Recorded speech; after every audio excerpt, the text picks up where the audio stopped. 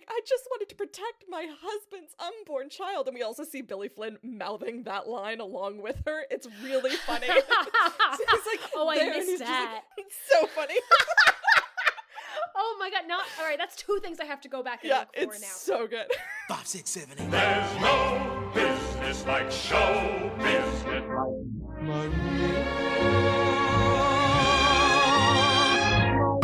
Mamma mia, here I go again. My Of the music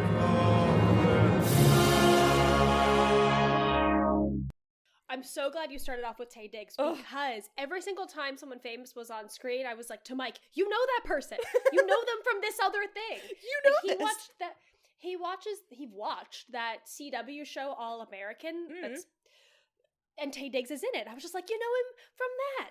Yeah. Whereas I know him from like a million other things. So many other things. Yeah. Oh boy. I'm so excited. This was after last week and now this week. Well, listen, we've had some swings and misses. Yep. I feel like a lot recently, and this was a really, really nice palate cleanser. Oh yeah, these past 2 weeks have been real good. Yeah. Oh. Welcome. Welcome back. If you're new, welcome. If you're an old person, welcome. An old person. If you're If you are geriatric, welcome back because this is our normal crowd. I don't forget what I normally say. Oh, whatever. This is 5678, a movie musical podcast where we review and recap movie musicals from ye olden times to modern day. And we're kicking it back to 2002 that kicked off the movie musical renaissance of the 2000s, 2010s. Hell yeah. Chicago. Yes. So, guys, Not we are in old Chicago. not in old Chicago. This one's just Chicago. The reason why we're doing this now is because this movie is turning 20 years old around the time that this episode will be released. So in honor of the 20th anniversary of this stunning film, we just wanted to give it a bit of love. Wait, are you saying that this was a Christmas release? Yeah, it was in December. I don't think I clocked that. Yeah. I do whatever movie Grace tells me to do, and I don't think about like when it's gonna come out. Yep. I don't question this. It's not really you know what? Movie musicals come out at Christmas Yes, time. they do. I get that. Les Mis. But yeah, but like this is a musical about murder. Yeah, okay, so Django Unchained also came out at Christmas. Like, yeah, but that's self-aware. I guess I don't know. Anyway. All right.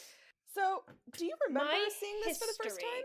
I definitely didn't see it in theaters. Yeah. Because we were like 10. Yeah. Actually, I probably would have been about to turn 10. Yeah. And this is absolutely not a movie for a 10-year-old to see. I don't remember the first time I've seen it. It had been so long. Like, I live in New York. I walk past the Chicago. Like, Chicago's kind of its own thing in New York. And it had been long enough that I was actually surprised by plot moments. Granted, I was following along on like an online plot page just to kind of keep myself up to date. Yeah. But I was genuinely, I like forgot what happens in this movie. Yeah. I knew the songs. Yeah, I don't remember if I saw this in theaters, but like this came out and then in 2003 Wicked released and then in 2005 Rent released. So for a really long time, What do you mean Wicked released? Wicked. Oh, you mean on Broadway? Yeah. So it's like the soundtrack came out. Okay, okay. So You made it sound like, because you went like Chicago movie, Yeah. Wicked, and then Rent, and I was like, wait. But I'm just talking about was like, there a Wicked movie in 2003 that I missed? Can you imagine? Okay, so for a long time, like from 2005 onwards, those were like the three musicals I was obsessed with. Those are the heavy hitters. Of the early 2000s. Absolutely. Yeah. So I don't remember seeing this for the first time, but my family and I love watching this movie. It's such a good movie, and so it's like one of our go-tos. It holds up. Yeah. Yeah. I also think it's always tricky with period pieces. Yes. But I do think it holds up. Yeah, absolutely. There's not a single actor in this that I would recast. No, Richard Gere? So Surprise phenomenal. of the century. Oh my god. So great. John C. Reilly. It was, oh god, no notes. No notes for John C. Reilly. No notes for any of this casting. I will say, for whatever reason, and I saw this in the fun facts, but I didn't know that Richard Gere wasn't necessarily a tap dancer. That being said, I'm not a tapper, so I don't know good technique from bad technique, so I'm curious to see what you thought. But in my brain, I was just like, oh, they cast him because he's a dancer. No, he's not. Nah. He did some of the, so his big tap number, he did, they filmed a version of him doing it, but I think a lot of the close-ups of just the feet were someone else. Might have been a double. Yeah, but like I the thought it was larger a shots. Walken situation where like he was a dancer in his No, youth. he practiced a lot to do that, and so but the larger shots of him doing it were him. It is him. Yeah, no, I know. Yeah. Anyway, we should start. All right. This film came out in 2002. It is rated PG-13 for adult content, language, and violence. It is available on Hulu if you pay for the extra subscription. It's on HBO Max. Standard subscription. It was on Netflix for a real long time. I tried to rent this, but then it didn't like my New Zealand card, so then I just watched it on the internet. I'm like, I tried, you said no, so I will find it my own way, thank you. There was an attempt. Yes, there was an attempt was made. I was like, oh god, there's our intro music. There it is! Oh man, I love that whiny trumpet solo in the beginning. So good. And we're slowly getting to the point where we have done each movie that our intro has. We're almost there. There's 2 left. It makes me excited. 5, 6, 7, 8. Yes. All right. So we begin. This is 1924 Chicago. We hear that lovely whiny trumpet. And we get Taye Diggs with our opener. 5, 6, 7, 8. Taye Diggs? Ugh. Is he our waiter? No, I'll tell you who's our waiter in But he's just 1 doing his second. job. No, here's the thing. We start in a lively nightclub, jazz club in Chicago, as you might have guessed. Our waiter is the stage manager at the top of this film, who is looking for the Kelly sisters. They are the next act to go on, and they are nowhere to be found.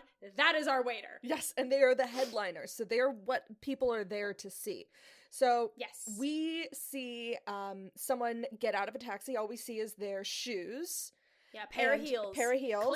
Click clocking, and arrives. The manager is like, "Where's your sister?" She's not feeling herself, apparently. So she goes into her dressing room. Again, we have not seen her face yet. But we do know this is Velma. We've learned this is Velma. This is Velma Kelly, one of the 2 Kelly sisters. She goes into the dressing room and reveals a bloody gun in her luggage and hides it in her dressing room, cleans herself up, and then runs to the stage and arrives just as Taye is announcing the Kelly sisters. And Velma goes up on the lift, and 2 spotlights are on the stage, but only 1 is full, and there's a bit of like tittering in the audience. And Velma Kelly, played by Catherine Zeta Jones, starts to sing all that jazz. And she like gives a nod to not the boom operator, the spotlight operator, and he like combines the spotlights on her. Yeah. And we get an phenomenal opening number of remarkable all that jazz. Opening number. God. Well, and one of my fun facts now, so whenever they approached Catherine Zeta Jones to be in this movie, originally they wanted her as Roxy Hart, but the only song that she knew from this show was All That Jazz, and she was like, no, I want to play the part that sings that song. It made me think of, what was that film we did where the actor was like, someone who was gonna, it was Dreamgirls. Oh, Dreamgirls. Like, no, I want to sing this song. Miss Tina was just like, I want to play Effie and sing this song. And they're like, no, that's not. And she wanted to play Dina and sing Effie's song, and we're like, that's not how the plot works. Ma'am, you can't have both. You can't have both. You can't play Dina and then sing, and I'm telling you, that's not how this goes. Simply not how this works. So I will say very quickly, when we saw Velma coming up through the alley before going into the back door of the theater, there are signs plastered all over the walls advertising the act. It's Velma and Veronica Kelly. Yeah. And we see this hand, and I don't even know if we know it's Velma yet, but she rips off where Veronica's name is, so it just says Velma Kelly on the poster. Yes. And we just see Catherine Zeta-Jones giving 110% to this God. opening number. It's so incredible. The dancing is phenomenal. One of my high school teachers was one of the male dancers in this movie. Way! Yeah. He loved talking about that. I forgot there were other numbers. Cut throughout this number, because this number takes we don't see like other point of views for Velma. We only see her performing on this stage and giving it her all, but we do see a blonde girl in the audience watching this number very briefly. It's Renée Zellweger. She's going to be Roxy Hart. We know this, but she's Roxy watching this performance spellbound. And then a guy comes up behind her. Well, and for a hot moment, she... Oh, yes. For one moment, like right when a big note is hit, we see through Roxy's imagination and see her on the stage performing this number. Hitting that note. Just for a second. And then she's pulled away by this guy. Yeah, this guy pulls her away. He goes, all right, it's time to go. She's like, well, have you talked to... He said he was going to talk to an agent or a manager at this club about her. And he's like, yeah, I already did it. It's all arranged. And it's all arranged. And so intercut for the rest of this song, while Catherine Zeta-Jones as Velma Kelly is giving her all, we see Roxy and this guy, whose name is Fred, drunkenly like giggle, make their way across the street, up the flight of stairs, accidentally like open the door to their neighbors. They're making out. Yeah. They have sex. And as the performance ends, we see Roxy hiding wedding photos of her and another man. She's brought this man, Fred, home. She's asking Fred to tell her that she's a star. And at the end of the performance, the cops show up at the theater that Velma is performing at. And this is one of my moments of joy, is like, because Velma is like right at the end of her performance, she sees the cops coming in, and there's just like this fucking glee on her face of just like, I'm still gonna fucking finish this number. She like makes direct eye contact with them and hits her final note, final pose. Amazing. Stunning. That's showbiz. Queen. The show must go on. Show must go on. I'm gonna finish my goddamn number. You think I'm gonna run? Fucking arrest me. Love it. The next scene is... It makes you think that no time has passed, but it's actually it's been about a month later, passed. Fred and Roxy have just had sex again, and we get a little bit more of their backstory. Fred gets up immediately to leave, and Roxy's like, wait, my husband, whose name is Amos, isn't going to be home until midnight. We have time. Like, you don't need to rush. What's the hurry? We reveal that a month has gone by, and Roxy references that night that they went... Oh, you know what it is? Roxy's like, hey, have you talked to that manager that you talked to at that club a month ago? You know, the club that we were at the night that Velma Kelly was arrested for murdering her sister and husband. Yeah. Backstory. Plot reveal. Plot Exposition. reveal. I almost said subtext. Exposition. That's the word. Exposition. And... This is like the only scene that I don't like, because I feel like it like escalates way too quickly. Yeah, well, I think Fred's just kind of over it, because he's being really callous, and basically reveals that there was no manager that he knows. It was the first time he had ever been in there. He just said that because he wanted to sleep with her. Yeah, and he would have said anything. To sleep with her. And he like pushes her into the wall, and he knocks her around. And he breaks up with her. He does break up with her. We're done. And she starts crying and calling him a liar. So she goes to the dresser, pulls a gun out of the underwear drawer, and shoots him 3 times in the chest. Those like teeny little revolvers. Oh, the tiny little have like no barrel. God. Cut to police in the apartment, including Amos has come home. Amos, played by John C. Reilly, is Roxy's husband. So affable. And the assistant DA is there as well. His name is Harrison. Yes, Harrison. He's gonna come back a lot. So he's kind of not our villain, but he is the police person that we're gonna see a lot of. They're cleaning up. There's like a medical examiner there. Clean it up. And Amos immediately starts just confessing to killing the intruder, fully covering up for Roxy. Yeah. It's like, there was a burglar, like, I came home, I saw him in my bedroom, my wife was there, so I shot him because he broke into our house.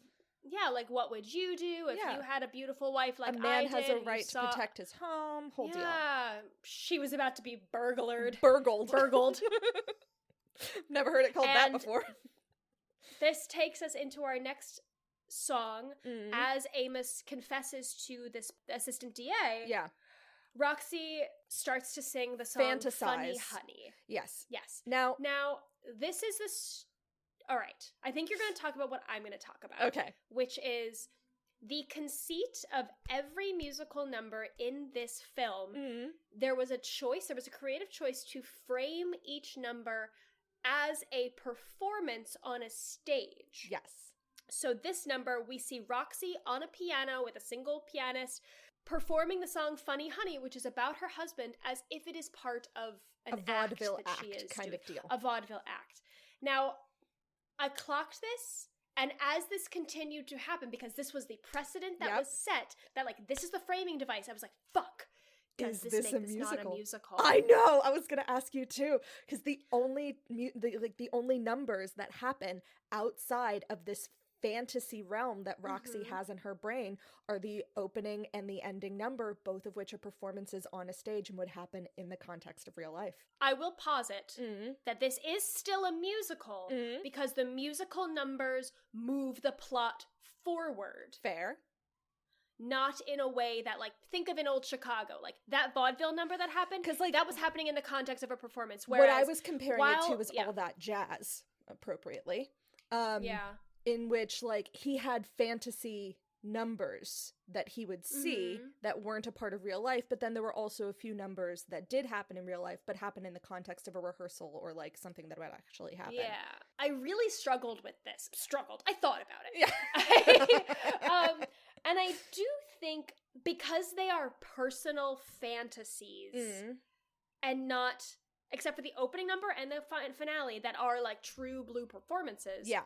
It's still a musical. And, like... Okay. I would also call it that because the original framing of the musical, like the stage musical, was not this.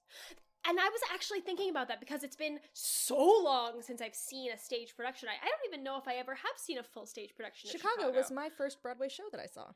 Wow. Really? It was, like, in 2011. I just hadn't been to New York. You mean, like, first... I thought you meant, sorry, for some reason I was just like, your first show ever. No. It was your Broadway first show. Broadway show. Gotcha. Yeah. So I was wondering, is this how musical numbers are framed in the stage show? Or, like, do they happen within the context of the scene? Right. So from my memory of the revival, obviously, it was much less spectacular. It was all, like, in terms of colors, like, you know how whenever it goes into the songs, it's all red tones and warm and lush. Yeah, they and really contrast that, especially with the jail scenes. And obviously it's hard to do. And I think this movie is a really, really good example of taking something that was done on stage and working it into a new medium, because what they did in this movie I don't think could be done on stage. And no, it couldn't. And because they were using this medium, well, I mean, the intercut scenes in between the songs that all sort of tie it together, like, you can't do that. So I think that they have taken something and then made it into not something new, but something that felt genuine to the medium in which it was being given. So this felt like a movie. This did not feel like a filmed play, which a lot of movie musicals can feel like. If that makes sense. Anyway, I'll talk more about it, and I have a lot of notes about, like, the my the one original question is, When You're Good to Mama, does that take place in the jail, or does it take place how it was in this film? It honestly, she was alone on stage and sang it in, like, interesting. Yeah, in, like, all black. Like, everyone just wore all black.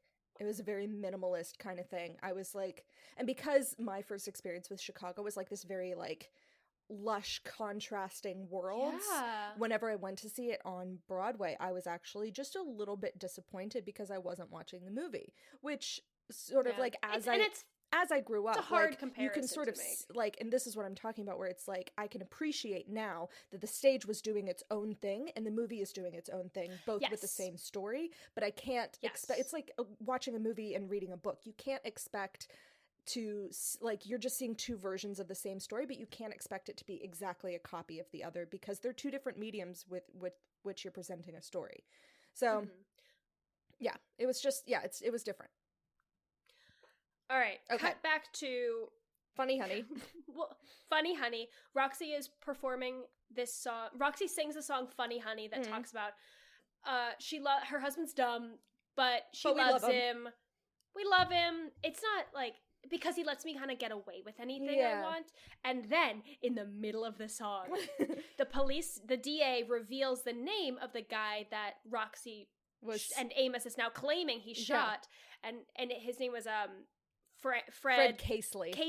Fred Casely, and you see that single brain cell in Amos's head go, Go, wait a second. He was like, but he That's sold us not our a furniture. stranger.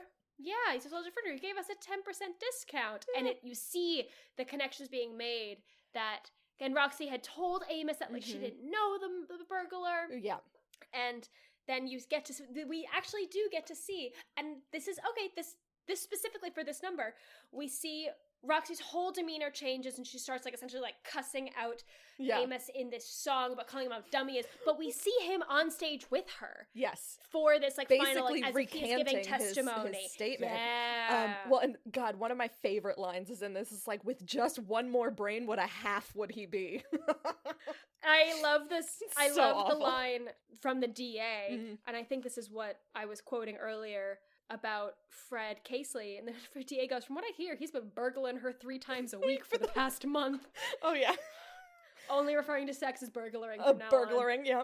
Roxy admits the truth at the end of the song and is arrested. But so the Reporters reason why she admits it is because the DA reveals that Fred was married and had 5 kids. And Roxy is so furious that he had lied to her again. And she's like, yeah, I'd kill him. I killed him. I'd kill him again. And the DA responds, yeah, once was enough, honey, and takes her away. There are reporters already outside. This is how desperate Chicago is for any kind of like tabloid murder, flash in the pan murder.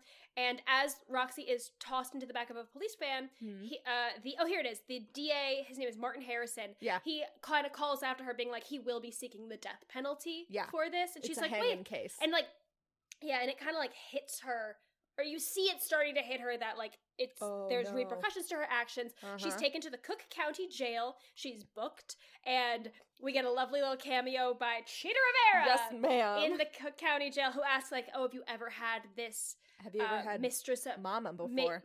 Mama before? Mama referring to matron Mama Morton, who is the what do you want to call the warden? Her? Like, how does the warden, of the female section of the jail. So this was she's the warden. That's a good way to put it.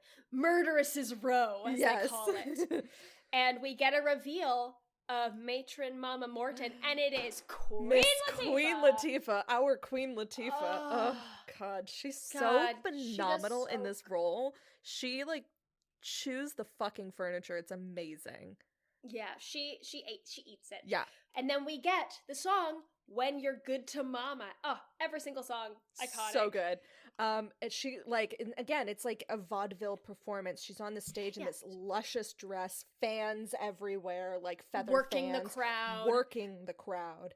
And it does cut between this performance by Queen Latifah as Matron Mama Morton in, like, again, you said, like, a gorgeous vaudeville dress, headdress, gloves, like, working the crowd. She's got a fan. Yeah. Cut to these very grayscale, minimalist, like, no makeup scenes of her in the jail as the warden with all these girls. Yeah. Well, and she starts very much like, if there's anything that you need, if there's anything that's bothering you, and then she switches, like, do not come flapping your mouth at me because I don't give a shit. Like, she's very much in charge. This is her domain. Yeah. But also a part of this song and the clips that we see in between make it clear that if you're willing to grease her palm, she's willing to work with you. So if you need something, then if you have the money, she'll make it happen. Yeah, she'll get you cigarettes. She'll get you like whatever, like if you ask for it and you've got the dough, Mm. Mama can probably make it work. Yeah, absolutely. And that is hence the song, when you're good to Mama, Yeah. Mama's good to you. Absolutely. It is revealed at the Mm. end of this song that Velma Kelly is also in the same jail under Mama Morton's reign, Yeah. essentially. And Roxy immediately goes up to her. She's so enamored. She's so I know. Star Trek. Velma is not interested. Not at all. But Velma shows Mama Morton, hey, look at this news article that's about me. Mm. And it's painting her in a bad light, but Velma's kind of like, hey, bad publicity. Any publicity. Bad publicity is still publicity. Yeah. We see Roxy go to her cell, and that's when the direness of her situation really hits her. She cries. Cut to later that night, we hear like water dripping and some tapping on bars, and it takes us into The cell block tango. It's, oh my god, every single song is iconic. I know. I was like arguing with myself. I'm like, I can only make Mike sit through one song. Which one's it gonna be? Which one is it gonna be? Which one did you make him sit through? And I was gonna do this one, and then Mm. as I was watching it, I was like, you don't know the context of the film, so I don't know if it's gonna strike you as hard. Right, I think and he watched the finale with me. Finale's great. It's amazing. Yeah. Okay, so cell block tango. So basically, where Roxy I has feel been, like do we have to explain Well, the cell block tango? so where Roxy has been put is called Murderess's Row. So there are 6 other women on this row, all having been booked for murder. Accused Of murder. And so through this song, we get a little bit of the backstory of each of these women. Pop, who killed her partner because he kept popping his gum.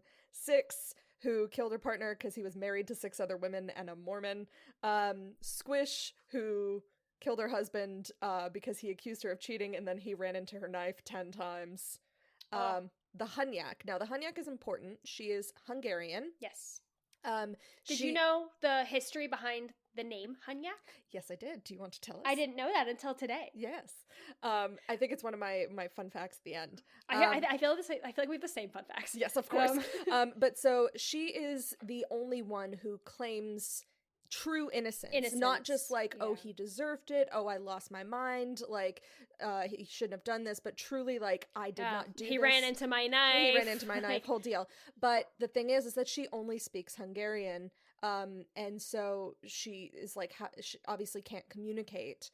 But then the other 2, so then Velma, who killed her husband and sister in bed together, but she claims she can't remember. because they were having an affair. Because they were having an yeah. affair, but she claims she can't remember what happened because she blacked out. out. And then Lipschitz, who killed her artist partner who kept cheating on her and trying to find himself and other people. The finale of this song, the dancing, the anger, it just, it feeds me.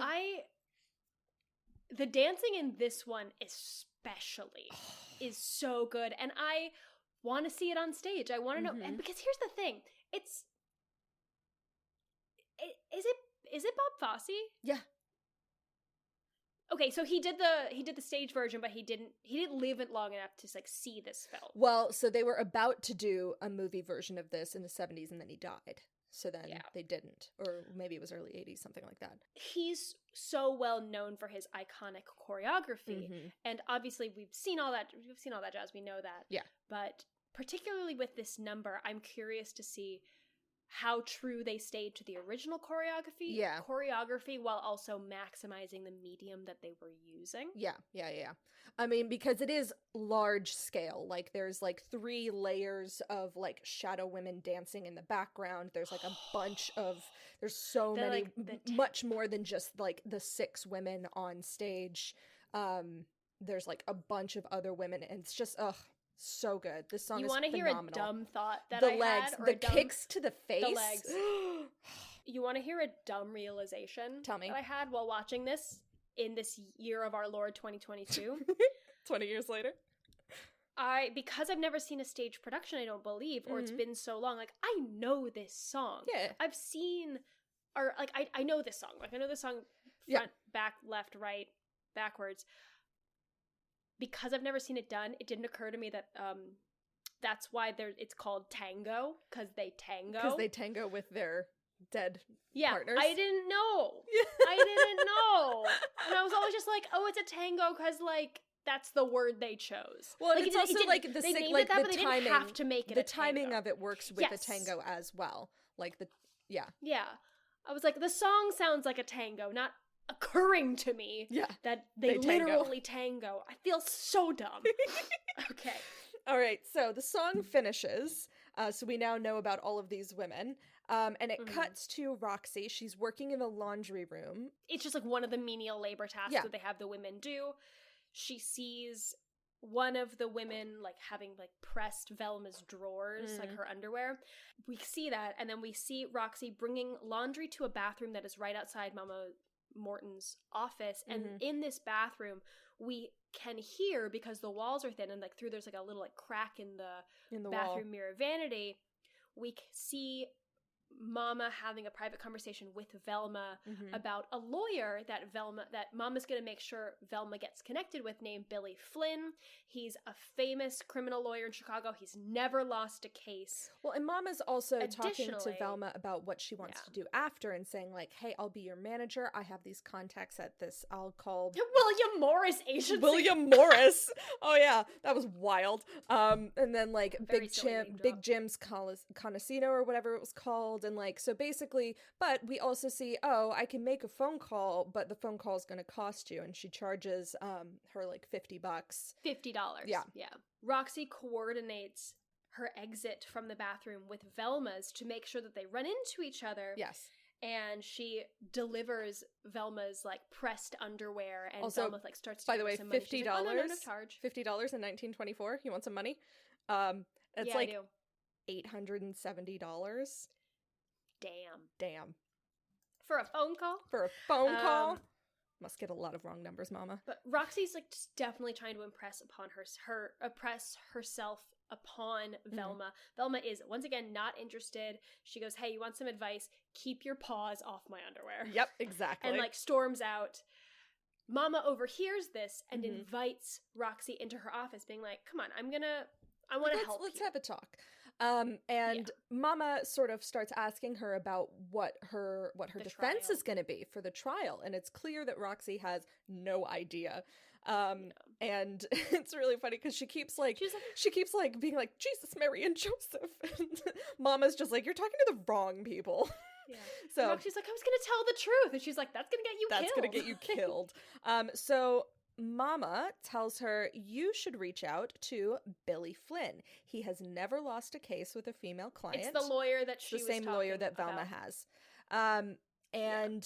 I can make a call for you if you would like. It's going to cost you $100, which is $1,700. And Mama says every girl in this jail would kill to have Billy represent them. Yes. It's kind of like he is your best shot. Absolutely. And then we transition into an introduction of Mr. Billy Flynn. We get the opening chords. We see a bunch of girls dressed as showgirls now, singing the opening lines of All I Care About Is Love. And then in comes Richard Gere. So good. Like, didn't have any business being this good. I honestly, like, looking back, because, like, this is what I know him from, because this came out when I was so young, that, like, looking back on it, like, and looking at the rest of his career before this, I'm just like, who saw this man and said, yes, I will give him a chance? Like, honestly, he was at that point in his career where he could, like, say, do like, whatever. Yeah, fuck it, I'll do a musical. Yeah, fuck it. Oh man, amazing. Interspersed with this number where he says all he cares about is love, we see Velma taking questions from a bunch of reporters, including we are introduced to the one female reporter, Mary Sunshine, played by Miss Christine Baranski. I forgot she was in this. Me too. Oh, God, what a delight that was.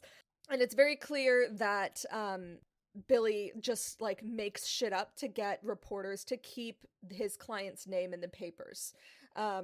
Yeah, and he also he's singing that all he cares about is love, because that's what's gonna sell papers. Yes. He's a money man at the end of the day. He says, like, I don't care about things. He has the nicest car. Oh, yeah. We see him getting a custom suit fitting. Like, Roxy tries to get him to represent her, and he says, I will for $5,000. And she's like, ooh, maybe we could, like, work something out between us, and I could get burgled. But I could let you burgle me. you burgle me. But Billy, is like, okay, get that out of your system. There's only one thing. $5,000. That the only thing that matters to me is call me when you have $5,000. Which, hold on, let me see what that is. He also strips at the end of this song. Yes, which he I does. Forgot. $5,000 is about $87,000 today. Which, for one court case, for like an entire court case, I'd say that I guess for like a high-priced, really good, never lost a case attorney, $87,000 for like months of work, doable. Anyway, cut to Billy Flynn's office. Amos, Roxy's husband, comes in. Amos is determined to stick by Roxy through thick and thin. He believes in her. Yep. He had reached out to Billy Flynn, and Billy Flynn had agreed to see him if Amos was going to pay, because at the end of the day, Billy Flynn just cares about the money. He was like, I don't care if your wife pays or you pays. Give me the money and I'll take the case. Yeah. Amos does not have all the money. No. He only has $2,000. Yeah. And at first, Billy is pissed. He's just like, you're a dirty, rotten liar. I don't work with dirty, rotten liars. And so Amos, sweet pea that he is just like, oh, I'm so sorry for wasting your time, and goes to take the money back. And Billy is just like, let's just rediscuss things. He's like, but now thinking about it, your devotion to your wife is very, very touching. And so he decides he will take the case. And he tells Amos the angle he's going to work the case with the press, which is that Roxy is this sweet little jazz killer. He's going to make her a star. He's going to work up sympathy with the press and the masses because no one can resist a reformed sinner. Yes. So it's all about this angle that they're going to work. Cut to the jail cell. Roxy and Billy are sort of talking through what angle they're going to use and what they're going to sell to the press. And, they're like, oh, you wanted to be a nun. You were a part of a Southern family, had every luxury and refinement, but then your parents died and it was all taken away, swept away by the fast life of the city. And, and you were stuck in a marriage. So all of this stuff.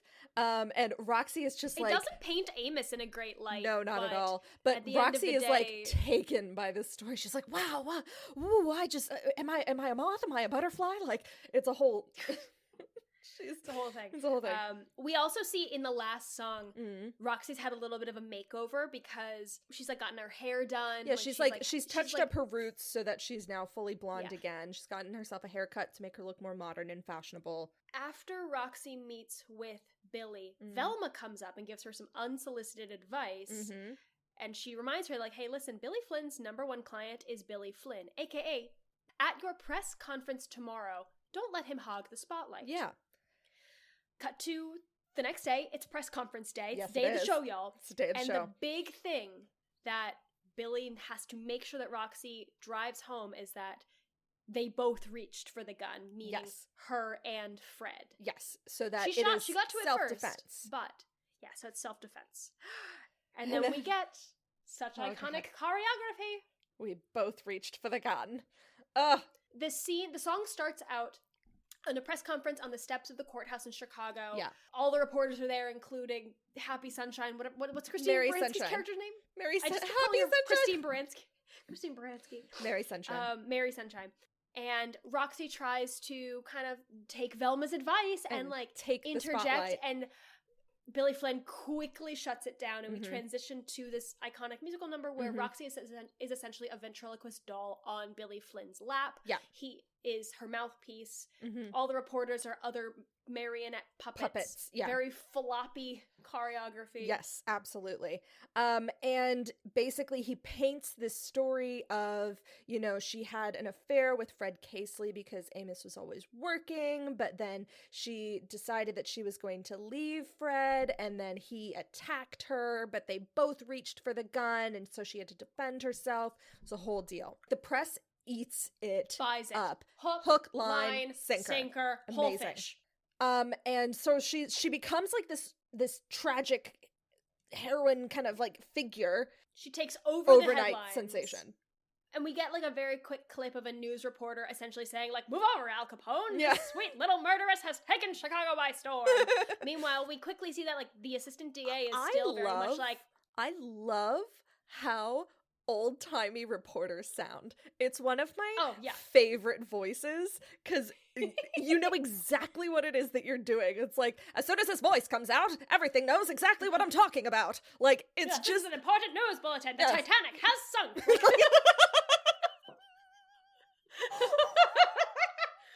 It's my favorite accent because it's so specific and no one speaks like that in real life, but everyone knows what that accent is. No. It's so good. It makes me think of Morse code. Yeah. Because they spoke at a very fast clip because they were getting news And also you would hear in the background like the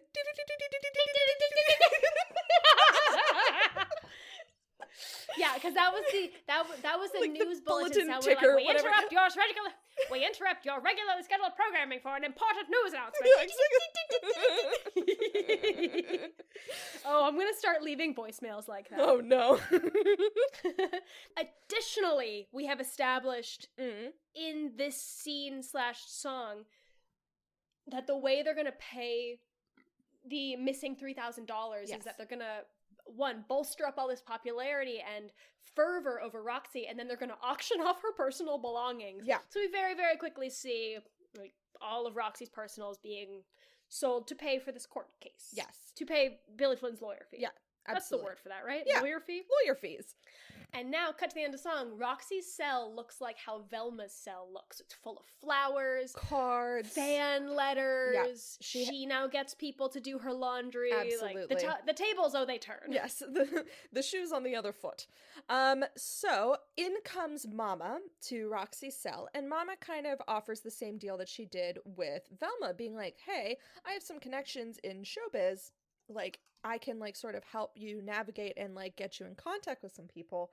And, you know, Roxy starts saying, you know, oh, I don't actually have an act, and sort of tells Mama a little bit about her life before Amos, and it morphs into the song Roxy, where Roxy. she's basically just imagining this act that she's doing where she talks about how she got to where she is now and how she got with Amos. Sort of through this song, you know, we realize that she always kind of wanted to be famous and be loved, and she sort of looked for that love in Amos, but didn't really work, so she started fooling around and she started screwing around, and then now she's always been told no every time she wants something. And now, with this court case, as long as she gets off, she's going to have a world full of yes. Can we talk about the choreography and the mirror work The from this number? mirrors. It's such a... So, blank stage, Roxy is in this silver sequined little number, and these... Because it's a black background, all like throughout the rest of this song, she'll go from having like one mirror behind her and she'll work off herself in the reflection to two mirrors until the finale is probably like 10 mirrors across. It's chorus line, but the mirrors move. Exactly. Yeah, it felt very much music in the mirror. Yeah. I actually have a fun little fact during this song. So Tell me. one of the lyrics at the very end is, "And Sophie Tucker'll shit, I know, to see her name get billed below, Foxy Roxy Hart." So I was just like, who's Sophie Tucker? She was an American singer, comedian, actress, radio personality. She was known for her powerful delivery, and she was cited as one of the inspirations for Major Mama Morton. Amazing. Love that. Yeah, she had like a phenomenal Career. Stunning. Like very like brassy, Yeah. kind of like Large that's and in it. charge. Amazing. I just like looked into it. I was just like, Who is this? Sophie Tucker. Because they mentioned her before as well. Like, they mentioned her several They times. did. Yeah. Oh, yeah. They mentioned her in this scene or something. Yeah. About how she's always wanted her name like to reach Sophie Tucker's level of Yeah, fame. So Sophie absolutely. Tucker was already very established. Obviously, if she's going to be referencing her in this lyric. Yes. Cut to Mama's, it's Mama's office. Office? Yeah. And Velma comes in complaining about the fact that, like, Billy is no longer, like, focusing on her case. The public has lost her attention. And just moved on then, to the like, next Mama hot pops thing. up from behind her desk with, like, the same hairstyle got as the Roxy. Roxy And she's haircut. just like, no, not you two. Yeah. And so... Because, you know what? During that news bulletin that we were distracted by because we were making fun of the voice, they mention that Girls want to Roxy look has like become her. such girls want to look like her, guys want to go out with her. There are even like little girl dolls that Of look like Roxy? Roxy. Yeah. Like, Wild. So yeah, even Mama's she's into like, it. I got a new hair. I got a new hair. And Mama is like, listen, she's hot right now, so like maybe you should try and like suck up to her a bit. And Velma's like, over my dead body. Bullshit. Cut to. Exactly that happened. Absolutely. Roxy An is act of desperation. Ladies and gentlemen. Oh, here's the thing. We haven't been mentioning this. Before every single number, Tay Diggs, our MC from the jazz club, has been giving a little bit of an intro of, ladies and gentlemen, Miss Roxy Hart, a song of love and devotion to her dear husband Amos, exactly. like before Funny Thank Honey. you. That was the intro for, Yeah. So for this one, it's Tay Diggs going, ladies and gentlemen, Velma Kelly in an act of desperation. It's so good. Oh, God. I love this song. So she goes up to Roxy and is just like, hey, I got these caramels sent to me. Do you want to have some? Did I ever tell you you're the exact same size as my sister? You would fit into all of her costumes. We had this perfect double act that I think that we could do together. Now, Roxy is not interested. She's like, oh, the sister you murdered? Yeah, cool. But in an effort to convince her, Velma shows what this act is, but by herself, and it is stunning. If she put 110% into the opening number of All That Jazz, she is putting 200% into this number. Because her she's whole desperate. Soul is in this. Oh yeah, because she's desperate. And it's called I Can't Do It Alone, and the way that they play with the lights and the shadows, where there's just one of her, but the shadows double so that we see two of them, brilliant. Oh, I didn't clock that. Yeah, so they have the two lights coming from two different angles, so that behind her there showed two shadows. It's so good. Oh, I must have missed that. Yeah. You know what? I was just distracted by other things, including, so they kind of split where this takes place. They do have Velma doing it in the canteen where this scene is taking place, but we also do see her on stage as if it was the act. It kind of feels like a black box, where it's like there's that upper level and then like a spiral staircase down, the fireman's pole. Yeah. And it does cut back and forth. Roxy is trying not to watch, but she is watching. Yes, absolutely, because how can you not? But she does this big finale, flies forward on her stomach. There's a brief moment of tapping. There's a brief moment of tapping. Flies forward on her stomach on the table, like panting, like has given everything. And Roxy's just like, no, hard not pass. Interested. Because Roxy has been exactly where Velma is and had Velma snub her. And she's like, here's a taste of your own fucking medicine. No, here's a piece of I'm advice direct from you to me. Cut to us learning that Velma's trial has been...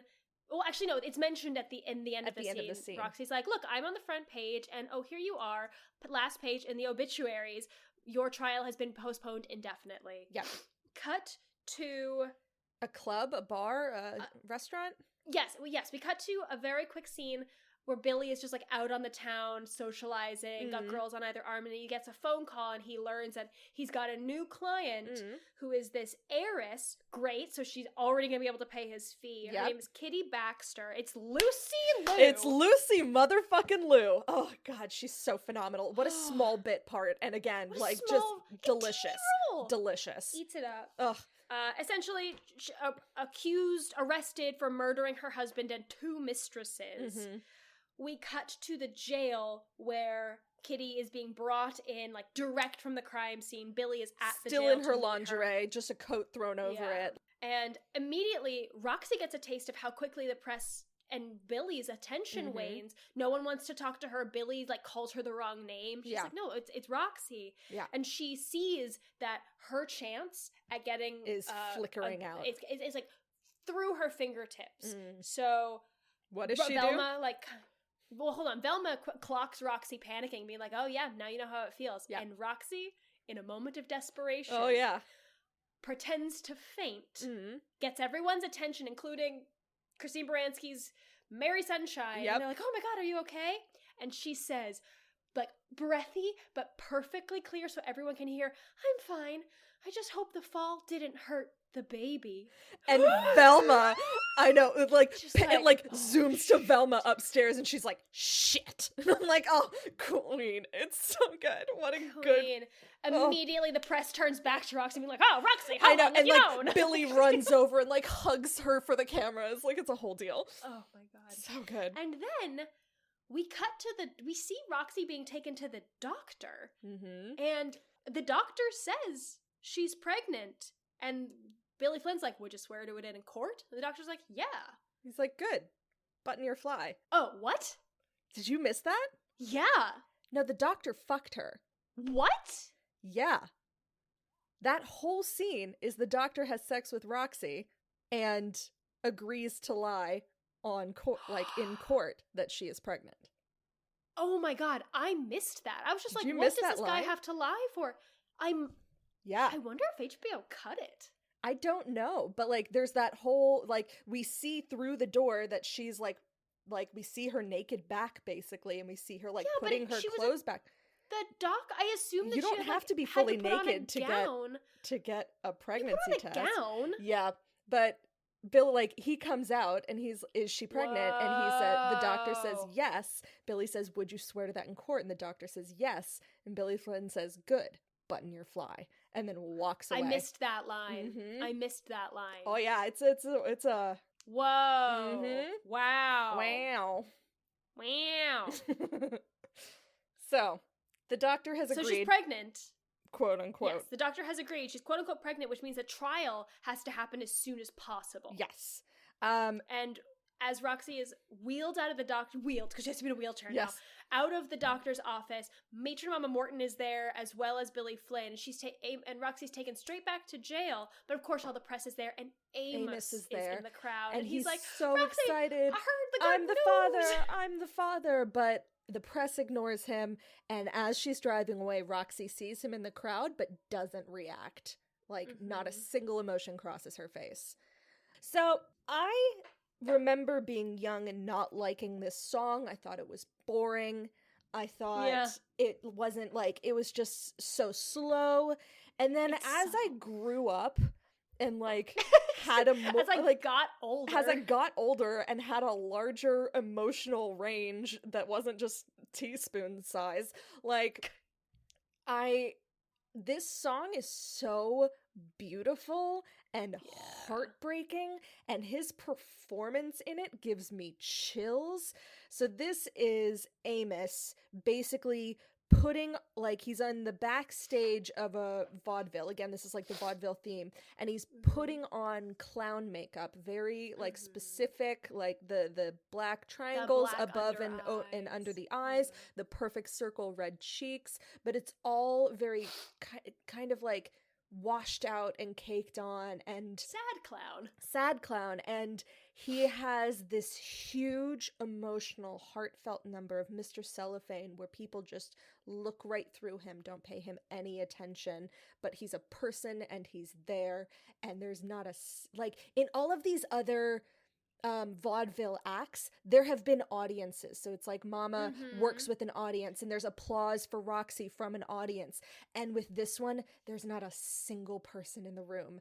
And it's there's people there. They're not reacting. Oh, right. Yes. But like the final moment, there's like not so, like in his final note, there's no one there, but previously there were people there but just not listening to him, not looking at him, not paying attention, just interacting with their own table, and it's just so beautiful and heartbreaking. I love this song. I agree. I think his acting in it is stunning.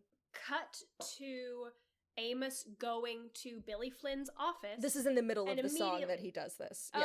Oh, sorry, I forgot. And the scene starts with Billy Flynn going, "Oh, I didn't see you." Yeah. God, and he Billy keeps calling Flynn, him Andy. He leads Amos to believe that the baby that Roxy's pregnant with isn't his, and that he kind of manipulates him. Yeah, he really manipulates him. He's like, "Well, you could divorce her." And he goes, "Yeah, I'll divorce her." Like, he definitely like leads him into that thought. Yes. But then, And- like, as soon as he makes that decision, you know, Billy, having gotten what he wanted, like, grabs, you know, takes a phone call, and, like, then we get the finale of the song, and just, like, Yeah. right at the end, once that final note is hit, we cut back to him leaving Mr. Flynn's office and just being like, hope I didn't take up too much of your time, and then, like, walks away, and it's just, like, so heartbreaking. Anyway. Cut to to Roxy and Billy meeting at the jail. Mhm. Billy is telling Roxy what she needs to wear, and he's doing his job. Yeah. Where he's like making sure he wins. But Roxy, she's got a little bit of an ego now. Well, Yep. she always had an ego, but she's gotten positive reinforcement from all this press, and Yep. she's sick of Billy telling her what to do, what to wear, how to act, what to say. Yeah. And she overconfidently she fires him. Yeah. He's like, I quit. Yeah, exactly. And she's like, Because the she doesn't public, think she needs him. yeah, she's like, anymore. I could do this my own. The public loves me. And he sort of pulls her, like, a little bit closer, and he's like, you are a flash in the pan. No one's going to give a shit about you. You are a fake celebrity, and they will Mhm. forget about you the minute you are out of the papers. That's Chicago. And then he walks out on her. Amazing. I thought he was gonna say that's showbiz. Lol, that would have been amazing too. So I was just like, what? Specifically Chicago? Chicago. I guess. Yeah, I mean, sure, and other places. Anyway, so Roxy leaves this meeting and runs into, like, hears wailing. yes. I hear wailing in the streets. Sorry. Wailing in the jail. Mm. And she's like, what's going on? And Velma tells Roxy that the Hunyak, the Hungarian, lost her final appeal. Mm. And she's gonna be hanged. Yeah. She's lost her final appeal, and she will be the first woman in the state of Illinois to be executed. Yeah. And we see this scene. We see it cut in two ways. We see it how they would do it on stage, whereas the Hunyak, who's like this beautiful ballerina, going up on like a high dive with a noose around her waist and free falling off. And then we also see her as this inmate going up onto the hanging block, like tears streaming down her face, the noose around her neck. Mm-hmm. How do they do this on stage? She did climb up the side of the stage. Yeah. And They do something that's they similar do to what they a similar portrayed in the thing. Yeah. But I think it's like, I can't, it was so long ago. This is like, That's fair. I over realize a it's decade very ago unfair thing that to I saw ask. this. I was just curious if you remembered. Yeah, because I saw this in like 2010. You don't remember everything that happened? Oh my god. Yeah. After this scene, which Roxy watches, she realizes that, like, oh fuck, I could lose and I could die. Oh, So no. she rehires Billy. She agrees to wear the dress. He's asked her to knit in the courtroom. Yep. She learns to knit. She's been working on her And he's like, speech. and what's the final act. rule? Don't say anything. Anything. Like, Yeah, he's gonna do all the talking. Mhm. So we are essentially, it's the day of the show, it's the day of the trial. yes. We're in the courtroom, and I don't Roxy's remember if Billy's like, are panicking. you... Like, she's Yeah. she's getting really nervous because they just got told that the judge is there. And so they're like, okay, get ready. Like, we're going in now. And she's like, starts to have a little bit of a panic attack. And he's like, hey, listen, it's just a circus. It's just a That's circus. showbiz, kids. It's showbiz. Yeah. You just got to throw some glitter in their eyes and paint a narrative, and it's going to be fine. And remember, you're working with a star. You're working with AKA me. And so we turn into Razzle Dazzle. Razzle dazzle. Honestly, I forget that this song is in Chicago simply Yeah. because I know it from, honestly, just like the internet. Yeah. And like jokes. Mhm. It's give them the The old. old I was just like, oh razzle. right, it's from this. Yeah. And how can they see with sequins in their eyes? It's such a good lyric. Yeah.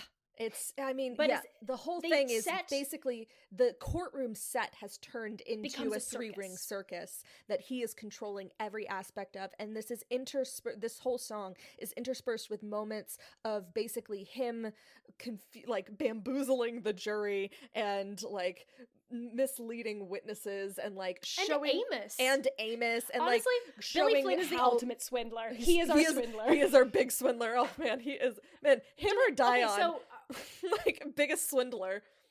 is Billy our gangster? I wouldn't call him a gangster. I would call him a swindler because he he's doesn't not threaten a- people. No. Amos is a goon. Oh, obviously. easily. And we already had our waiter. Mm-hmm. Of that poor stage manager. That poor stage manager. He's just doing his job. Okay. Anyway. We really don't have a gangster. I don't think we really do. Unless Velma's kind of a gangster. No. Or his mama. I don't know. No. All right, but Billy Flynn is he's a swindler. The ultimate swindler in this scene. And basically he's like wrapping the cord around his finger and like doing like showing how they both reached for the gun and how that must have happened. And he gets Amos up on the stand and sort of confronts him as to why he decided to divorce his wife in the middle of all of this, especially when she's pregnant. He's like, oh, well, it's not my baby. And he's like, did you ever even ask her? He's like, no. And he was like, but she swears, because you told me, well, she swears that it's your baby. And like we pan over to Roxy and she just like looks confused and is like, oh, yes, yeah. Definitely. And he's just like, oh, I didn't know. And so they like reconcile and like hug in the courtroom, and it's like this whole like, oh, they're back together, sort of like she's a wonderful wife kind of deal that Billy is completely orchestrating. The photographers get photos of them hugging and reconciling. Amazing. Roxy gets up on the stand. Then the song ends basically with Billy putting Roxy onto the stand. Because she gets into the circle. The song's still going. She gets into the circle and right. it's like, and I'll make you a star, and then pushes the hoop, and the hoop flies her over, and she da-da-da-da, boom, boom, dump. All right, Roxy gets up on the stand and just sells this story that and Billy Flynn had been working on, that she was unhappy at home because Amos was working all the time. Yeah, and she just wanted to love her husband. And she just wanted a baby.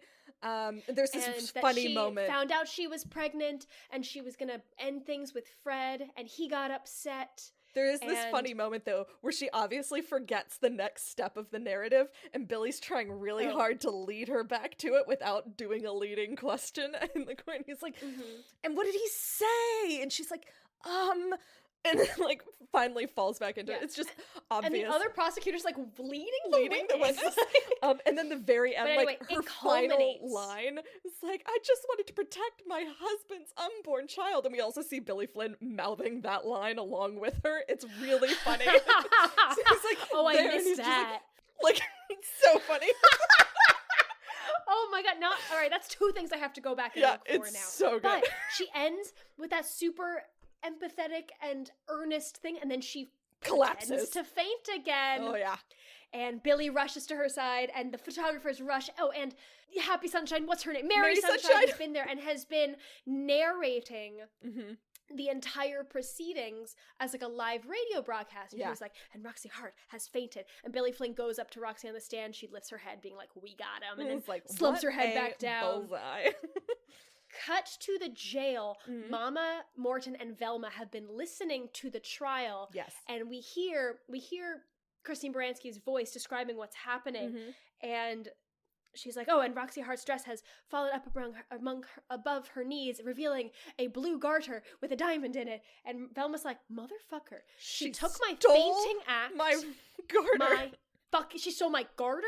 She stole my act. I was gonna faint in the I was gonna ask for water. Like yeah, like that. Velma is so upset. Yes.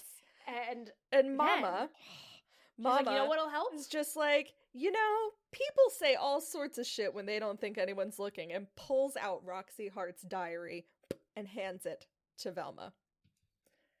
Cut to the next day. Velma is called in as a witness because she claims that she found Roxy Hart's diary in her cell. And she gets sworn in. It's like, do you swear to tell the truth, the whole truth, and nothing but the truth, so help you God? And then some. And she sits down. My queen. I love her.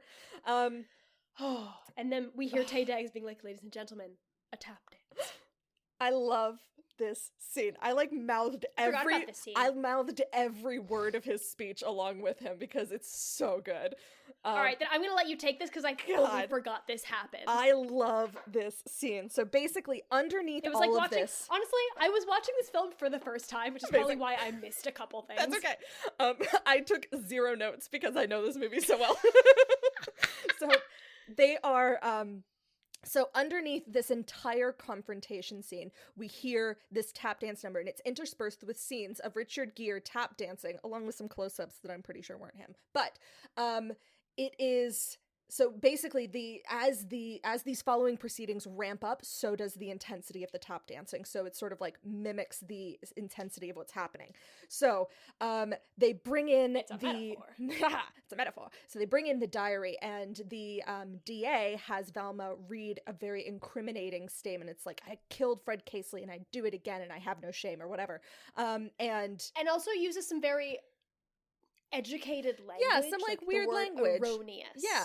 And so, the DA is just like, ha ha ha, I have won the case. No more questions. And so Billy gets up, and this is when the tap dance begins. And he's just like, okay, you read that so lovely. Do you mind if you read a couple of other phrases for me? And it's just like, oh, I killed Fred Casely because he promised me something, but he reneged on his pledge. And so, of course, he's just like, it's a kind of a fancy way to say he welched on a deal. And it's like, oh, and I killed him, so that was my modus for attacking. He was like, that sounds really strange. Could you read another line? And it's like, oh, the things that he were telling me was erroneous. And so the DA is just like, objection, this is wild. He's like making these statements seem like facetious, and Billy Flynn is just like, and erroneous? Exactly. So he starts saying, I don't know, this doesn't sound like my client. This sounds like something. Call me crazy. Does this sound like a lawyer?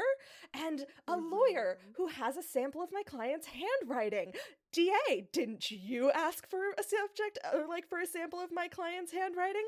Oh, how wild that this guy who wants to be a governor and needed to win this case, and like paints this entire story, and the tap dance is like building with fury. It's amazing. And so he's just like, and then he starts accusing him of corruption. He's like, and not even in Chicago. This cannot stand. This will not stand. And the judge is like banging the gavel in the back. It's like, that's enough. So he runs up to the judge and grabs the gavel out of his hand and bangs on it. He's like, I agree, that is enough. Boom.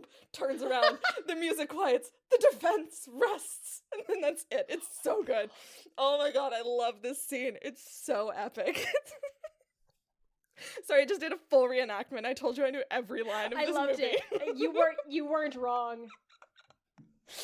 So he has basically taken this piece of evidence that Velma was given. Oh, as a part of this, also, it is revealed that Velma did not find it. She has committed perjury. It was given to Mama by someone that she didn't know, and then Mama gave it to her. So Billy sort of intimates that it is the DA who is corrupt, who put all of these phrases in there to make his client seem like they are actually guilty.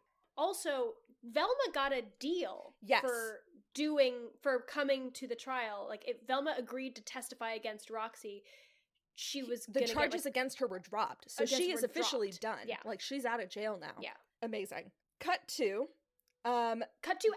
everyone in Chicago is listening to Mary Sunshine with bated breath, because she's reporting live. The jury has reached a verdict. Yeah. The judge invites the jury back in, and he's like, and the jury says, like, Your Honor, we've reached a verdict.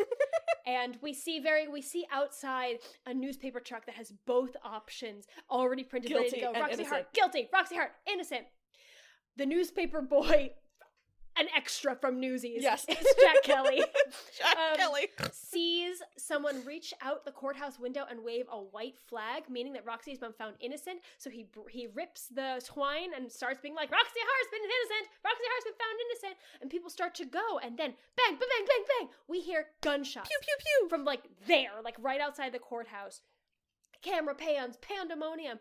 The newspapers are trampled in the street. Roxy's face in the mud, and a woman has shot her lawyer. People out, her lawyer and her husband. No, so she had shot her husband, and then this was her lawyer for her court case for shooting her husband, and then who she shoots on the courthouse is the lawyer. Oh, I thought there were two dead people in this scene. Just one. All right. Yeah. But a woman shot her lawyer outside the courthouse. And immediately there's blood in the water. Yeah. And all of the reporters from Roxy's case Run out of rush the courtroom. outside. They don't want to take her picture. They don't want anything to do with her because there is a new flash in the pan. There's something new, and she's so confused. And Flynn, who's there like with his cigar, With his cigar. I know he's Like, just like showbiz. he's just like, yeah, you're not interesting anymore. Like, you're done now. And he also reveals that he's the one who added the phrases to her diary. He's like, I'm sorry, I couldn't tell you. I had to win the case. I've never lost before. So basically, he planted false evidence and then falsely accused the DA. Wild. Whole deal. Wow. And a part of this, he also got Velma off without having to do her court case, because he basically manipulated the whole situation. He's the ultimate He's the swindler. ultimate swindler. So good. Loved it. Roxy is devastated that no one wants to take her photo. Yeah. All the reporters leave. Everyone leaves. Only Amos is still in the courtroom. And she's like, what are you doing here? And he goes like, well, I'm here to see you. With And we the can go home baby. and like live our lives again. And the baby. And she's like, oh, you dummy. There is no baby. Yeah. And Amos leaves. Yeah, he's just like... Roxy like goes back to looking out the window being like, I can't believe they wouldn't want to take my picture. And Amos just like has had enough. Done. And leaves her behind. And leaves her. Cut to Roxy singing the song Nowadays. Yeah. It starts with her imagining it as a big performance. She's in this beautiful black sparkly God, that gown is stunning. But it cuts to her kind of in a dour dress auditioning for a club. Yeah. Like a nightclub singing gig. Two producers, casting directors, whatever, in the audience being like, didn't she kill someone? They're like, I can't keep track. Yeah. And they stop her halfway through and they like literally run out of the room. Yeah. She is just and like Tay's playing piano. What Bless the him. fuck? And Tay Diggs is there playing the piano. And She's left alone, except for some guy like mopping in the back. Yeah. And then, surprise, surprise, guess who snuck watched in to her watch her audition? Big High School Musical sneaking into audition vibes. Oh yeah, same energy. Velma is there. So Velma approaches is there. Roxy and she was just like, you're actually not half bad. And like, honestly, I think we should, like, it would be really great if we could do something together. Like, I've been talking to this guy, and Roxy doesn't want to hear any of it. She's like, Miss High and Mighty, Queen Bee, coming down to talk to me. Like, who do you think you are? You do know this word for word. I do. I'm sorry. And the point of this scene before Velvet comes in is that clearly success has not panned out for Roxy the way that she imagined it would.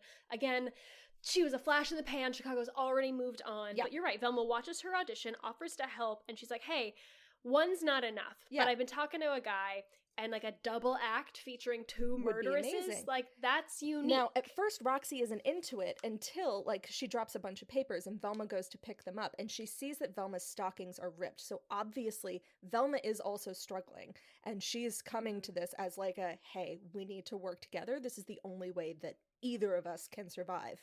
And at first, Roxy's just like, well, that won't work because I hate you. And Velma's like, well, Velma's like, good thing that doesn't doesn't matter in show business. Yeah, exactly. She's like, this is the one business where it doesn't matter whether you like me or not. You just have to sell the act. Yeah. And Roxy's like, all right, I want top billing. Yeah, exactly. Or, you know what it is? She's like, it'll be like Velma and Roxy. And Roxy's like, shouldn't it be alphabetical? Yeah, shouldn't it be alphabetical? Cut to a massive theater in Chicago. Roxy got top billing. It's the final number, y'all. It's the final number.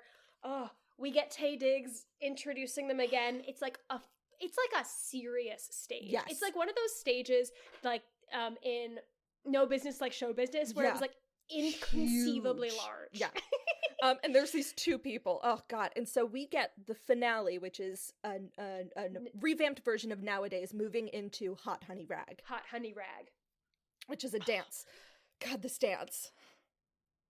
It's just, honestly, I have homework already, but this also might be homework. It's the two of them as a duet. Ugh. The audience is eating it up. Billy Flynn is in the audience. And they're making fun of the fact that they were murderers. Like, they come out with fake guns. They have, like, prop guns, and the audience eats loves it up. Thinks it's hilarious. They kill it. They, like, shoot the light bulbs at the end to reveal their names in lights. Yeah. And they end the song, uproarious applause, roses being thrown on stage, and they shout their thanks to the audience, including Roxy says, we couldn't have, thank you, Chicago, we couldn't have done this without you, meaning we would not be successful if you hadn't tried to hang us. Yes, exactly. And that's then they have the final and all that jazz, and And that's the end. God, it's such a good fucking movie. Woo! Oh, Literally, my last note after that is woo! I know, my last note is in all caps. I love this movie. It holds up. Yes, it holds does. up. All right. I feel like I don't even need to ask you what you thought. I hated this movie. No. It's very clear. I'll never No. watch it again. No, I mean, it's a family favorite. It's one that I will go back and watch. Obviously, as you guys heard, I have a habit of memorizing lines, and this is definitely one of those movies where that habit has formed. Do your parents like watching this movie? Yes, absolutely. Okay.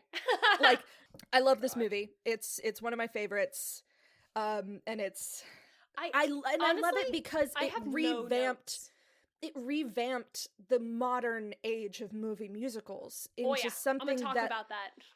where, like, now we have these huge big budget musicals. We couldn't have gotten a Hairspray if we didn't have a Chicago. We couldn't have gotten an Into the Woods if we didn't have Chicago. Like, this Rob Marshall would be out of a job. would be out of a job. Like, it's remarkable, and it's really responsible for our current age of big budget, gorgeous, like, high quality movie Specifically, musicals. and I'm going to talk about this a little bit with reviews and reception, but the success of this film, I think, made Hollywood more willing to front the money to make these big spectacle musicals. Yes. Because it showed that if we put in the money, we'll get the money out. Yes, For the most absolutely. part. Because There have been some as long swings as and misses. there's over been the some years, cats. But it holds up. The film holds up. It's well done. And if I hadn't been even questioned, because if we hadn't established our, like, what makes something a musical, I wouldn't have second guessed the Not fact that even they for a chose to second. frame the musical numbers on stage. I would have been like, cool. It What was a only cool that I was just concept. like, wait, damn it. this, I've made these rules, and now I think these rules are making me angry. Yeah. It hurt this is- itself in its own confusion. It hurt itself in its own confusion. I did this to myself. Am I the drama? Ultimately, I have no notes. Let's do some drinks and dramaturgy. Dramaturgy report. Dramaturgy report. Okay. As I said before, if this movie had not done well, Rob Marshall would be out of a job. This was directed by Rob Marshall. He is an American film and theater director, producer, choreography. We've seen him before, most recently for the 1997 Cinderella. Yeah. That was one of his first big ones. Annie, which came out 2 years later, was really his big break, because, like, Cinderella was a TV movie, whereas Annie was a film. This was, he's done everything. Not just musicals, although his musicals that he has done include Into the Woods, Chicago, Mary Poppins Returns in 2018, and soon The Little Mermaid. I'm so excited. But he also directed fucking Memoirs of a Geisha. I did know that one. Pirates of the Caribbean 4. Oh, I didn't know that one. I knew also about do one of my- Memoirs. I had forgotten about Memoirs. I'd forgotten about 9, but he's also done a lot of theater, including being nominated for Tony Awards 6 times. Best Choreography in 1993, along with Vincent Patterson for Kiss of the Spider Woman. Oh, that 1994 for Damn Yankees and She Loves Me, same year. 1998 for Cabaret. 1999 for Little Me. And then Best Director, he got nominated for Cabaret along with Sam Mendes. Yeah. He has yet to win. Yet to Six-time win. nominee. So that's Rob Marshall. Yeah. He's doing great for himself. He's doing like just cornered the fine. market with his big musicals. The cinematographer Dion Beebe Not is an Dion. Australian. Not Dion. I copy and pasted the phonetic pronunciation from Good. Wikipedia. Dion Beebe is an Australian South African cinematographer. Works with Rob Marshall a lot. Yeah. Works with him on, obviously, this film. He won an Oscar for his work on Memoirs of a Geisha. He also worked on 9, Into the Woods, Mary Poppins Returns, Little Mermaid. Quite a lot of collaboration with Rob Marshall. The one film in his cinematography list that made me laugh because it was like one of these things. It's not like the other. Edge of Tomorrow, Oh, featuring Tom Cruise and Emily Blunt. sure. I was like, all right, sure. But obviously hugely successful, good at these big budget, big action. I mean, Into the Woods, no notes. Yeah. Oh, I can't wait to do that one. Oh. I don't know when we're gonna So do that, but we're gonna do it. That's him. Like, again, I said before, I don't have a lot, and it's the same note that I had for our last film, for Enchanted, where they are heavy hitters. The director and cinematographer are heavy hitters of films that we are familiar with. Yes, absolutely. Whereas you can say the cinematographer from In Old Chicago was famous for their time. I don't know any of the films that they did. Yeah. I believe you if you say yes. they were famous, but Yeah. They have awards. I they have a nothing star. to. I don't recognize any of their works. Exactly. The writer for the screenplay of this, basically who adapted the stage version to screen, was William Condon, who we have seen before because he did Dreamgirls. He also did Gods and Monsters, Kinsey, Twilight Saga, Breaking Dawn Part 1 and 2, and he did... I remember that. Yep, and he did Beauty and the Beast. So I'm not going to go too much into him because we talked about him before, but I'm going to talk a little bit about how this whole story got together, because this story was originally a play by Maureen Dallas Watkins, which was a retelling of two very public murder trials that occurred in Chicago in 1924, Belua Sheriff Annan and Belva Gertner. She was covering these trials for the Tribune, and basically she did Mary Sunshine as a self-portrait. So wild. Good for her. Yeah, Belva, who was Velma, she was acquitted. She had a few other, she ended up being acquitted and, had a few run-ins with, the law, but she basically just lived a normal life afterwards. She didn't go on to, this huge dramatic thing. She died at, the age of 80. But Belua, Sheriff Annan, or Roxy Hart, she was acquitted of murdering her lover, thanks to the attorney who was bankrolled by the husband. She repaid that debt by publicly divorcing him after her release, married 2 more times before her death from tuberculosis 4 years later. So, here for a good time, not a long time. So then the original musical came out on Broadway in 1975. It ran for 936 performances, but it was not well received because it was very cynical. And they were going to do a film adaptation, but Bob Fosse died before that version was able to sort of come through. Then the musical was revived in 1996, my goodness. And that was way more successful than the original. So it's still running. To this day. I literally said to Mike, I was like, do you want to go see that tonight? Yes. To compare? Exactly. He was like, no. And of course, this runaway success really sparked a greater appreciation for the original production and sort of renewed interest in creating a film. Now, in the original production, the musical numbers were staged more as vaudeville acts, but in the film, as we said, they're represented more as cutaway scenes of the internal monologue of each of these characters, mostly Roxy, but also sometimes Mama and Amos. So because the 1996 revival was so popular, it really revamped the interest in creating this musical, and so they ended up moving forward with it, and of course, as we know, won Oscars. Did well. Now, the music and lyrics of the original show were done by the composer, book and lyricist duo Candor and Ebb. So they were a very successful songwriting team, and they were known primarily for their stage musicals, including Cabaret and Chicago. They also scored several movies, including Martin Scorsese's New York, New York. Obviously, their theme, that they made that theme song, New York, New York, which is a signature song of Frank Sinatra. So that was them. They also became associated with two main actresses, Liza Minnelli and Chita Rivera. Both, Cabaret, Chicago. Yeah, have you heard of them? So they really became famous and popular whenever the whenever Cabaret came out in 1966, and then, of course, the following movie, 1972, which we will get to. That show ran forever. I'm not going to talk too much about it because we're going to get to that. Forever! Well, over 1,000 performances on its first run. That's pretty good. Once the 2002 version of Chicago came out, it earned them an Oscar nomination for the collaboration. And other Broadway successes that they had was Woman of the Year, Kiss of the Spider-Woman they worked on, and then Curtains, which came out in 2006, which was their final musical because Ebb had died at that point. Now, just talking a little bit about their relationship with Liza Minnelli and Chita Rivera. So Liza was very strongly associated with them.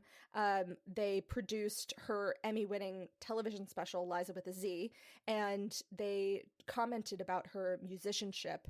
Kander ended up saying, one of the nice things about writing for Liza is that you don't have to write for Liza. She can do anything. You know that whatever you write, she's going to deliver it exactly the way you intended. And it's the same with Chita Rivera, the other woman in our lives.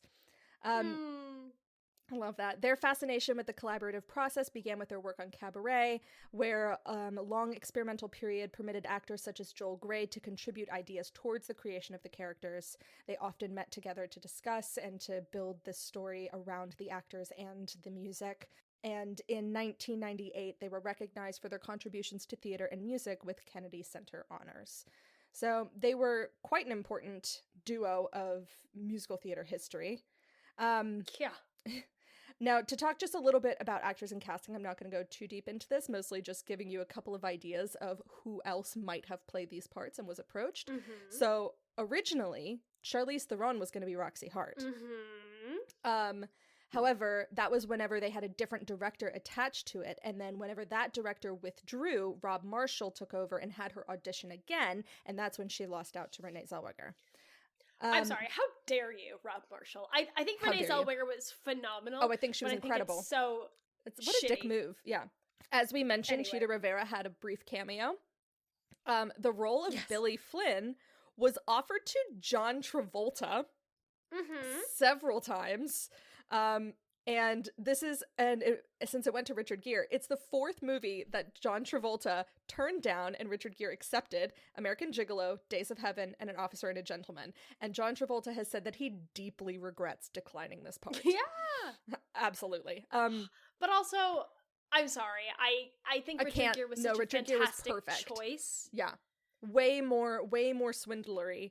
I feel like John Travolta may have been more of a gangster about it, and Richard Gere was way more of a swindler about it.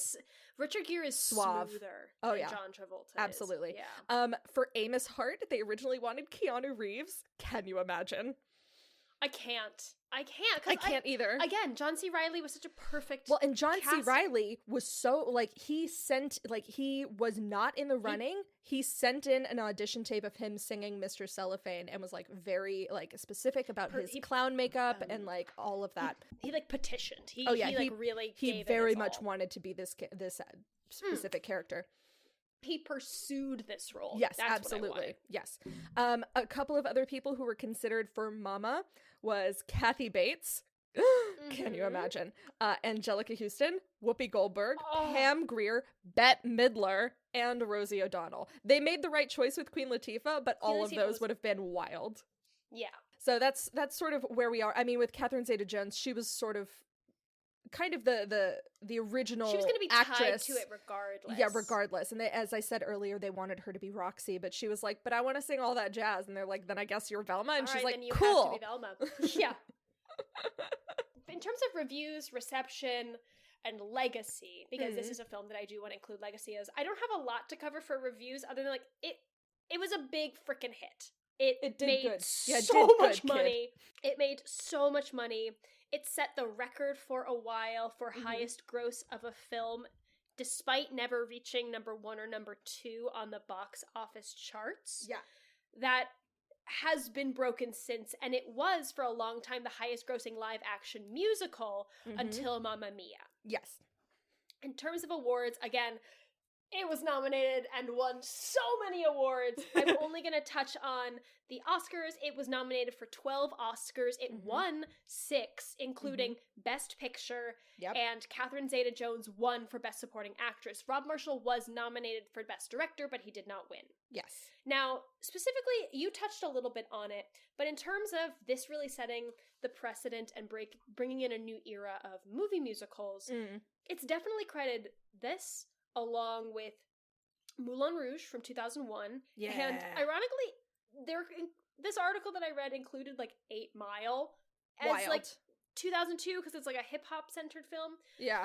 Regardless of whether we include that or not, Chicago and Moulin Rouge really harkened in this era of Hollywood having big budget faith in big budget musicals recouping and thus being willing to put the money forward. Following Chicago, we were graced with many movie musicals, specifically movie musicals adapted from stage productions on Broadway and the West End, including, after this, we got Phantom of the Opera, Producers, Rent, Dreamgirls, Hairspray, Sweeney Todd, Mamma Mia, 9, Les Mis, Rock of Ages, Last 5 Years, Into the Woods, Cats, In the Heights, Dear Evan Hansen, Tick Tick Boom, West Side Story, and more. Yes. Additionally, many of the cast and crew from this film went on and continued to work in major musical films. Obviously, I've talked about Rob Marshall being out of a job if this didn't pan out. The writer, as you said, worked on Dreamgirls, was writer-director for Dreamgirls. They directed Beauty and the Beast, and they were the writer for Greatest Showman. The costume designer later went on to work on Sweeney Todd and Into the Woods. Yep.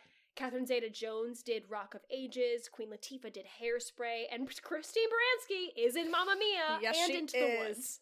Ugh, so good. I love Christine Baranski. I just need her in everything. Everything. No notes. 10 out of 10. In terms of, similarly in terms of singing and dancing, I have no notes. How dare I have notes? How dare I have notes? In terms of singing, I thought that everyone pulled their weight. There was not a single person that, like... So, like, for example, in Into the Woods, Chris Pine's not a singer, but he eats the song, so it's fine. Like, he's still so funny and, like, and acts the fuck out of it, so I didn't care. But he's obviously not a great, like, singing isn't his strong suit. But not a single person in this. I mean, obviously, Queen Latifah is, like, also a recording artist. Like, she has an incredible voice. I thought that Renée Zellweger's style of singing was really appropriate for the era. Like that sort of like breathy, sort of like almost like a moaning quality to her voice. Yeah. Do you know what I'm talking about? Yeah. I do. And Richard Gere is a decent singer. He's a little nasal, and I think that works for the character. But I thought that worked for the character. I thought it worked for the era as well. And of course, Catherine Zeta Jones has a great belt, like just really lovely round tones, like, stunning. The dancing, again, no notes. For all of the cell block girls, like for all of the of Roxy's background guy dancers were all incredibly talented. I loved that they had like a male chorus and a female chorus, like that would show up based on whose number it was. That was great. Yeah. It was phenomenal. And even the finale, I thought that the finale, which was really just Catherine Zeta Jones and Renée Zellweger, I thought that they did amazing. I'm not entirely sure what they're... That's the most we really saw Renée Zellweger dance. Yeah, I'm not really sure of their dance backgrounds. I think Catherine Zeta Jones has a little bit more than Renée, but I thought that they both did incredibly and acted the hell out of it. God, I just love this movie.